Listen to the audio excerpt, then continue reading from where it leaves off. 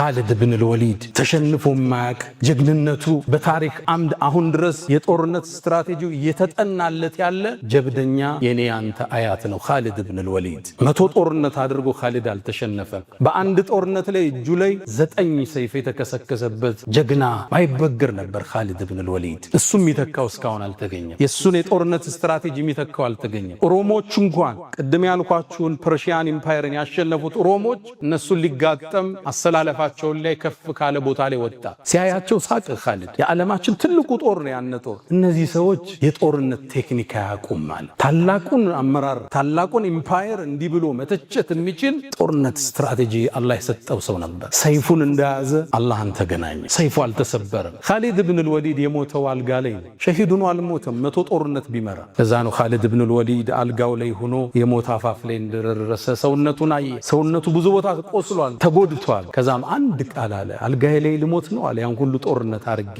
ላ ናመት አዕዩኑል ጁበን አለ። የፈሪ አይን እንቅልፍ ትጣለ። ሞት ጦርነት የሚገል ቢሆን እኔ አሁን ፍራሽ ላይ አልሞትም አለ። በርግጥም ነቢዩ ዓለይሂ ሰላቱ ወሰላም እንዳሉት አንድ ሰው የእውነት በአላህ መንገድ ሸሂድ ለመሆን አስቦ ፍራሹ ላይም ቢሞት የሸሂዶች ደረጃ ያደርሰዋል ብለዋል። በርግጥም ኻሊድ ከሸሂዶች አላህ እንደሚመድበው ጥርጥር የለንም። እስልምና ሁርሙስ ቦታው ሲታወስ የዓለማችን የትኛው አቅጣጫ ብትሄዱ የእስልምናን ደማቅ አሻራ ገልጣችሁ ታነባላችሁ። ከስሜታቸው በላይ ነበሩ። ለዚህ ግን ሁሉን ነገር ከፈሉ። ጠንካራ መሰረት ይዘው ጥለውት ሄዱ። እስልምናን አሁን እንዲደበዝዝ ታረገው ይሆናል እንጂ ልታጠፈው አትችልም። መሰረቱ ጠንካራ ነው። ብዙ ደም ብዙ አጥንት ውስጡ ገብቶበታል። ከስሜታቸው በላይ የኖሩ ለምክንያት ቦታ ያልሰጡ ብዙ ምክንያቶች አላቸው። እንደኛ ኑሮ አለ፣ ልጅ ማሳደጉ አለ፣ እዳው አለ፣ ችግሩ አለ።